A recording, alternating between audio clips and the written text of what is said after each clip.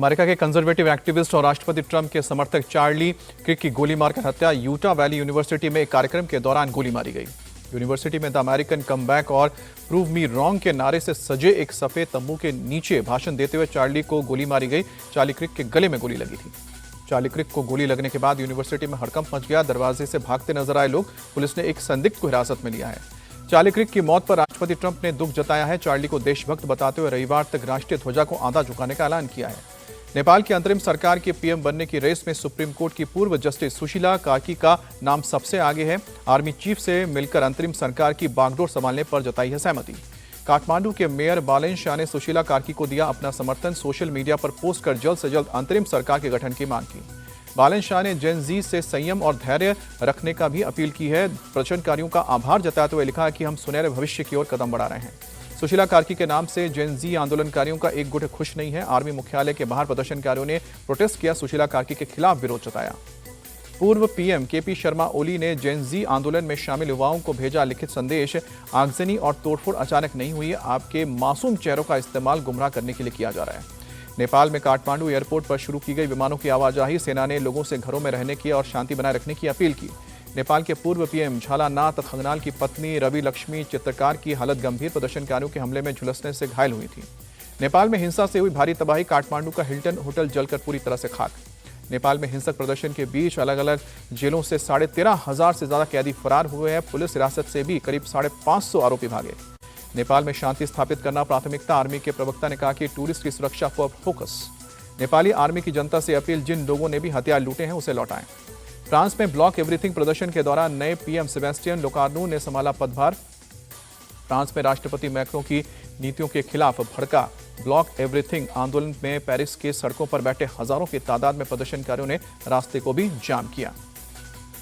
Paris में police और प्रदर्शनकारियों के बीच भिड़ंत। प्रदर्शनकारियों को पीछे धकेलने के लिए पुलिस ने लाठीचार्ज किया। लोगों ने छाता खोलकर लाठी से बचने की कोशिश की।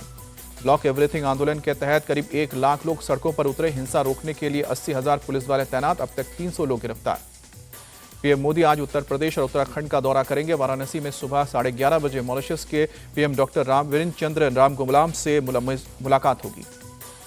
पीएम मोदी और पीएम रामगुलाम के बीच होगी द्विपक्षीय वार्ता। स्वास्थ्य, शिक्षा, ऊर्जा और बुनियादी ढांचे के विकास में साझेदारी सहित कई अहम मुद्दों पर चर्चा होगी। वाराणसी पहुंचे मॉरिशस के पीएम वीरेंद्र चंद्र रामगुलाम। पीएम को जोरदार स्वागत दिया गया guard of honour. PM Modi आज दोपहर उत्तराखंड का दौरा करेंगे। शाम को 4:15 बजे उत्तरकाशी और चमोली के बाढ़ प्रभावित इलाकों का हवाई सर्वे भी करेंगे। यूपी कांग्रेस के अध्यक्ष अजय राय को लखनऊ में किया गया हाउस अरेस्ट। पीएम मोदी के वाराणसी दौरे के दौरान प्रदर्शन करने की कर रहे थे तैयारी। राहुल गांधी के रायबरेली दौरे का आज दूसरा दिन। जनप्रतिनिधियों और सामाजिक संगठनों के प्रतिनिधियों के साथ मुलाकात होगी।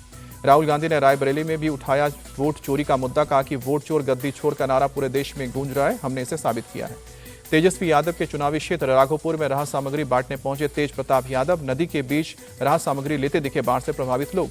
तेज प्रताप यादव ने छोटे भाई तेजस्वी के चुनाव क्षेत्र में जाकर कसा तंज। कहा कि आपका विधायक फेल है, नाच गाना कर रहा है और उनको जनता की सेवा करनी चाहिए। उपराष्ट्रपति चुनाव में क्रॉस वोटिंग पर सूत्रों के हवाले से खबर। उद्धव केजरीवाल, लालू और हेमंत सोरेन की पार्टी के 8 सांसदों ने क्रॉस वोटिंग की है। इंडिया ब्लॉक के 10 से ज्यादा वोट अमान्य हुए हैं। इंडिया गठबंधन के सांसदों की क्रॉस वोटिंग पर बोले तेजस्वी यादव, हमारी पार्टी से कोई क्रॉस वोटिंग नहीं हुई है। हमारे सभी 9 सांसदों ने एक पक्ष में वोट किया है। उपराष्ट्रपति चुनाव के बाद जीतन राम मांझी की विपक्ष को सलाह, वोट चोरी की बात भूलकर आपसी समन्वय की बात करें। जनसुराज चीफ प्रशांत किशोर का कांग्रेस और आरजेडी पर अटैक। कहा कि महागठबंधन का सीएम चेहरा सिर्फ लालू परिवार से होगा, ज्यादा सीटें मांगने के लिए कांग्रेस की नाटक है। पटना के राजेंद्र नगर इलाके में आरजेडी नेता राजकुमार राय की गोली मारकर हत्या। 2 अज्ञात हमलावरों को वोट पर आरोप।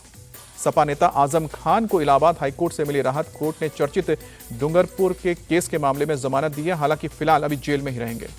आजम खान ने रामपुर के एमपी एमएलए कोर्ट के 10 साल की सजा के खिलाफ हाईकोर्ट में अपील की है। 12 अगस्त को सुनवाई में इलाहाबाद हाईकोर्ट ने फैसला सुरक्षित रखा था। नागपुर में आरएसएस प्रमुख मोहन भागवत ने देशभक्ति और देशभक्त को बताया एक। कहा कि अलग अलग शब्द नहीं है, लेकिन वास्तविकता में दोनों एक ही हैं। जो वास्तविक देशभक्ति करेगा वही तो देशभक्त होगा। गोरखपुर में सीएम योगी का बड़ा बयान। कहा कि सनातन भारतीय गौरव का प्रतीक है। राम मंदिर के निर्माण पर जो अभिभूत नहीं हुआ उसके भारतीय होने में संदेह है।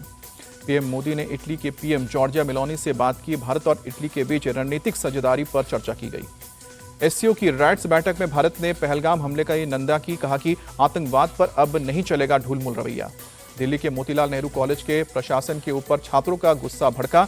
छात्रों ने कॉलेज कैंपस में धरना दिया, प्रशासन के खिलाफ नारेबाजी की। छात्रों का आरोप है छात्र संघ अध्यक्ष के चुनाव के लिए 14 लोगों ने नामांकन किया है। कॉलेज प्रशासन ने अटेंडेंस का हवाला देते हुए 13 नामांकन रद्द किए हैं। गुजरात के वडोदरा में क्राइम ब्रांच ने शातिर कार चोर रतन सिंह मीना को गिरफ्तार किया। कार चोरी में इस्तेमाल किए जाने वाले उपकरण भी जब्त किए। भोपाल में पुलिस ने स्पोर्ट्स बाइक से लूट को अंजाम देने वाले 4 लुटेरों को गिरफ्तार किया। 2 रेसिंग बाइक और 5 लाख रुपए बरामद किए। राजस्थान के बीकानेर में 2 बाइक सवार बदमाशों ने कारोबारी सुखदेव चायल के घर पर फायरिंग की। पुलिस सीसीटीवी फुटेज के आधार पर बदमाशों की शिनाख्त करने के लिए तलाशी में जुटी। यूपी के मुरादाबाद में एक घर से लाखों रुपए के साथ ज्वेलरी की हुई है चोरी। पुलिस ने घर की नौकरानी सहित 3 लोगों को गिरफ्तार किया। चोरी का सारा सामान बरामद किया। गुजरात के बनासकांठा के सुईगान गांव में बाढ़ से हालात खराब। गांव में चारों तरफ दिख रहा है पानी ही पानी। जम्मू कश्मीर के पुंछ में लगातार हो रही लैंडस्लाइड, करीब 70 घरों को पहुंचा नुकसान। लोगों को सुरक्षित जगहों तक पहुंचाया गया। एशिया कप में आज बांग्लादेश का हांगकांग से मुकाबला होगा। अबू धाबी में रात को 8 बजे शुरू होगा मैच।